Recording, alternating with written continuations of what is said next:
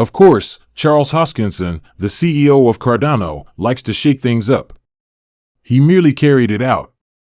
He just expressed some really intriguing stuff, once more.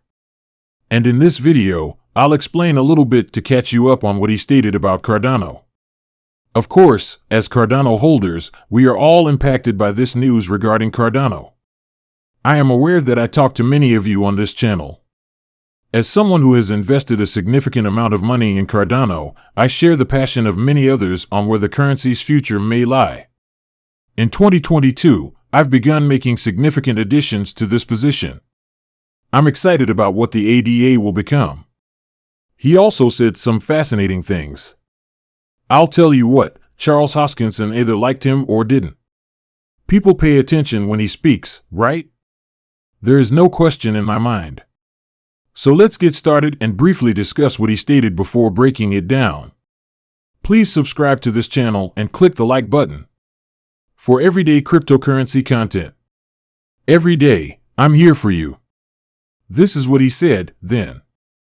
He claims that the success of Cardano is not dependent on the success of cryptocurrencies. Charles Hoskinson, the creator of Cardano, said some fairly daring things there. Of course, Hoskinson joined the Cardano team from the Ethereum team because he and Vitalik held slightly divergent views on the direction they believe the industry should take. So Hoskinson had some things to say earlier today concerning the Ethereum foundations and people's attitudes toward him and Cardano. The original Ethereum white paper was created by Vitaly Buterin, a Russian-Canadian programmer also known as Vitalik Buterin, and it was released on his blog in December 2013. I learned of the news in January 2014. Around 6 months later, a group of 8 co-founders, Hoskinson being one of them, met at a Swiss rental home that has come to be known as the Crypto Valley, despite considerable disagreement among them regarding the governance process' final outcome. In the end, the committee chose to defer to Buterin's judgment. Ethereum desired that its foundation operate as a non-profit organization. So he requested Hoskinson and the other co-founder, who had different opinions, to leave.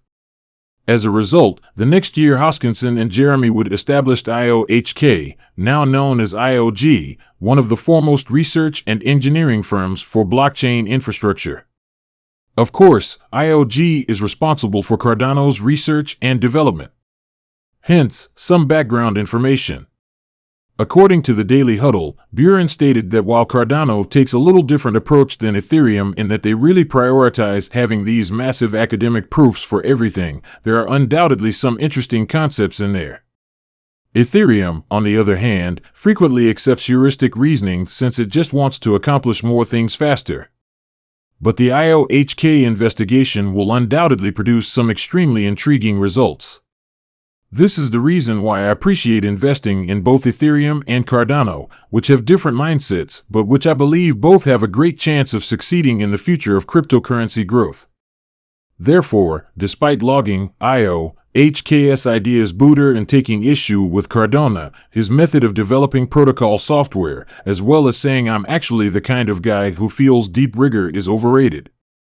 Deep rigor is overvalued in my opinion because I believe that when it comes to understanding why protocols fail, the number of failures that occur outside of the model is higher and more significant than the failures that occur inside the model.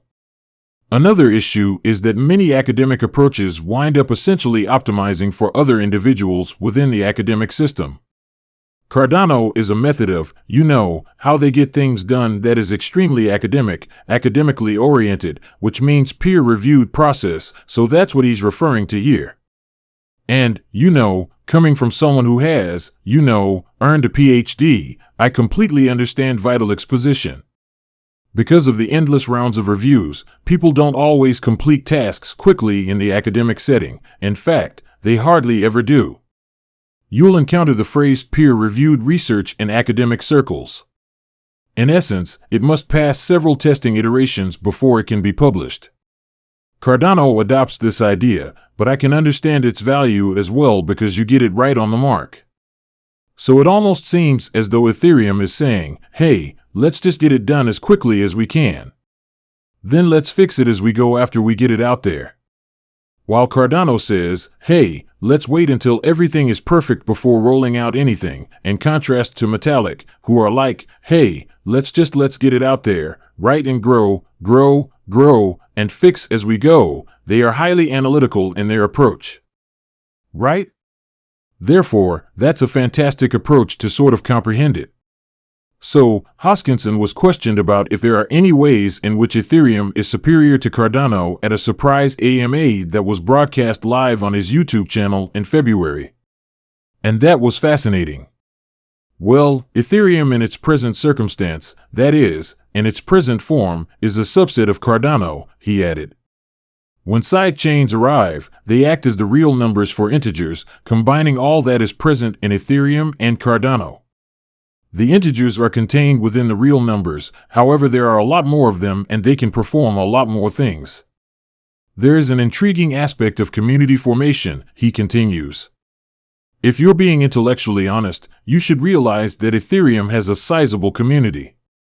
Beyond their dislike of me, I occasionally have some concerns with that community. I believe it contains a great deal of snobbery and hubris. What a term, Sam Marinus in it. The man-bun syndrome is what it is. Incredibly intriguing, yes, that is a matter of taste and preference, but the pervasiveness of Ethereum cannot be disputed. He basically claims that they are just developing their community and using a different strategy. They all, in my opinion, center around close bonds rather than a single, large group that isn't always connected to one another, you know. He then continues to explain briefly about the Ethereum movement, their location, and Cardano. He discusses what he did not like about the Ethereum movement in the second half of his statement. He objected to the project's haughtiness and lack of curiosity about the triumphs and failures of other significant crypto projects like Cardano, Solana, IOTA, etc. So fascinating. In other words, if you're smart, you learn from other people's mistakes and where they've done things poorly or incorrectly. Well, you can see how competitive intelligence and analysis are beneficial in excellent engineering. BioMercy MCRSI is a prime illustration of this. Whenever you see a construction or a design, you must first wonder if nature hasn't already done it. Because if it did, I would have a beginning point, and if evolution took millions of years, who could disagree with that? So fascinating. I've always wondered why the Ethereum crowd is so fixated on my 6 months there in 2014, and now Hoskinson has made some recent remarks about them. Everything made sense after the fusion, though. Simply said, they appear to truly enjoy 2014 technology and activities.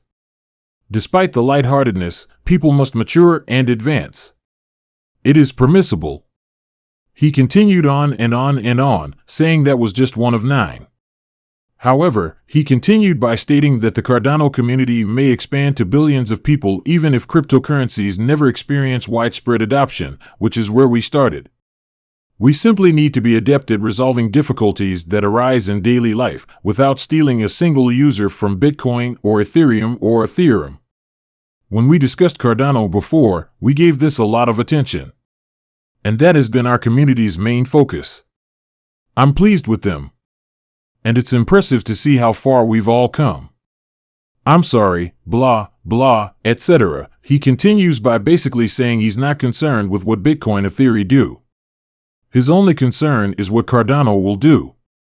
So, that is the lesson of the tale. Distinct philosophies, am I correct, men?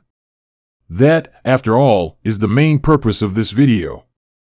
And from an investment perspective, gentlemen, we can have both Cardano and Ethereum. If we let our ego get in the way of investing, we'll likely have one or the other in our portfolios, but there's no reason we can't do both. I hold both because we get so tribal over it and other things. I am aware that other philosophies exist and can be successful.